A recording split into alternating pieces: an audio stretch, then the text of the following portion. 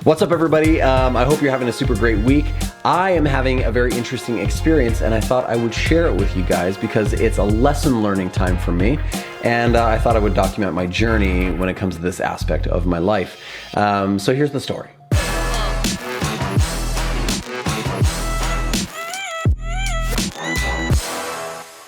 Recently, I had a potential client contact me on my website. Pretty standard stuff. They said they're looking for user interface work. I do that kind of stuff. And they said they're looking for minimum, like 3 to 4 hours a week kind of thing, side work. And I said, that's awesome. I like those kinds of things. I'm in a really interesting place in my life or my creative career right now where I work full time and I have some time on the side, like my spare time, my weekends, if I want to take on side work. I don't need to, but I get to if I want to, and that's a really fun place to be. So if the project's really, really awesome, if it pays really, really well, if I'll have fun doing it and meet awesome people, those are kind of my requirements for taking side work. So the benefit is I get to say no a lot. It's nice. I don't have to say yes. I'm not starving for work. I can say, no, I'm not interested. It doesn't meet my kind of requirements, right?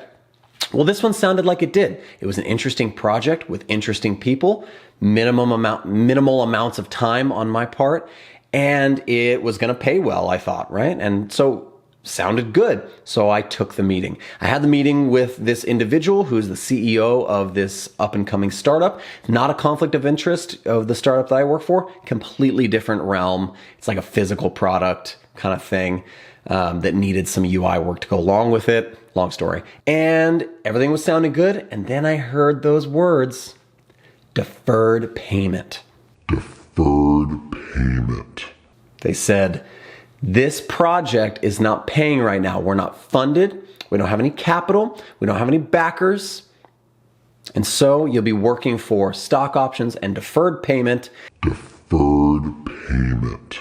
Which when we get funded, you'll be paid back in full.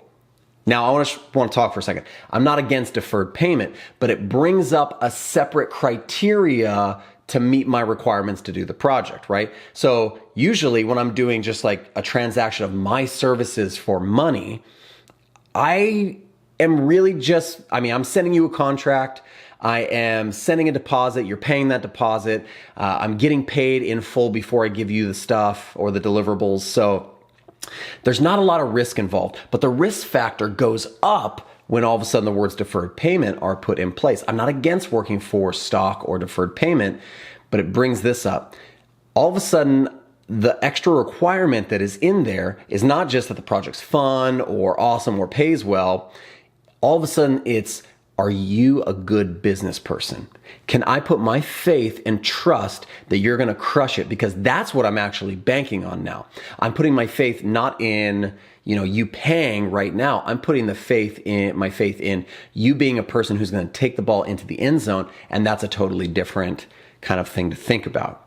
And so when that happens, I have to start interviewing the person. They're interviewing me at first, but now, deferred payment, I'm interviewing you. What's your business background? Where'd you go to school? How many businesses have you launched? Where's your business plan? Show it to me. Give me a presentation. Where's your list of venture capitalists and funders that you're going to be going after? How's this whole thing going to roll out? How are you managing the project? Who's your project manager? Are you the project manager? Who am I answering to? When am I getting paid? Where's the contract? So many questions start coming into play, and I'm going to be honest, this individual had no answers to those questions.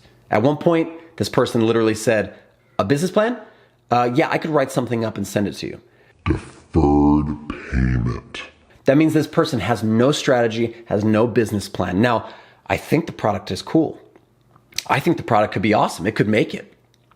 But there's so many awesome products and so many awesome companies that bomb and fail because they're not led by good business people. And now here's the extra lesson and truth.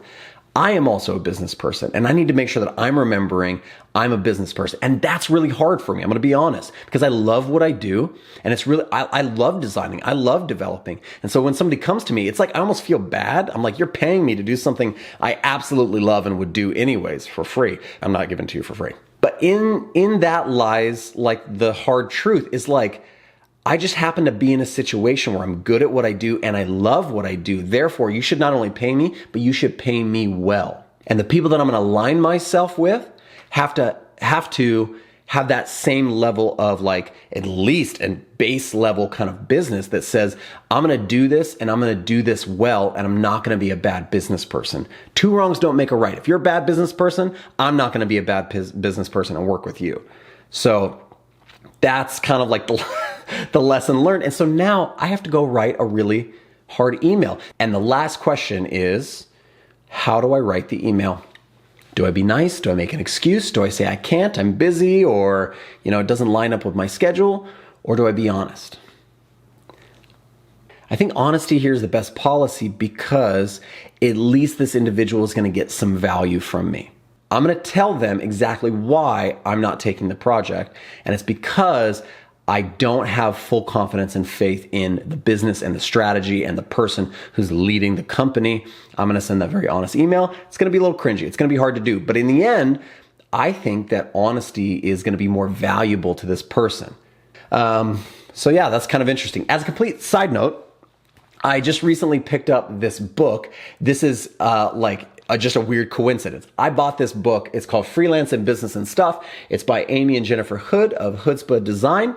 And they're talking all about freelance business and whether you are a full-time freelancer or like me, like do it part-time. It's learning about business. And the reason I bought this book is because I'm generally bad at business and it's something I'm trying to improve upon. And so it's not like a promotion for this book. I just thought it was like a really interesting coincidence. But I'm halfway through and I'm really, really enjoying it. They're really, really smart. I would recommend you get the book if you're interested in how to operate yourself as a business, when you're doing freelance. So learning some stuff, growing. I need to grow more because I still feel very immature in the area of business and I haven't put the time into that craft like I have into other parts of my craft. So definitely want to take the time and grow in that. I don't know. I thought that was interesting. I'll see you next time and hopefully I'll be a little bit better at business by then. See ya.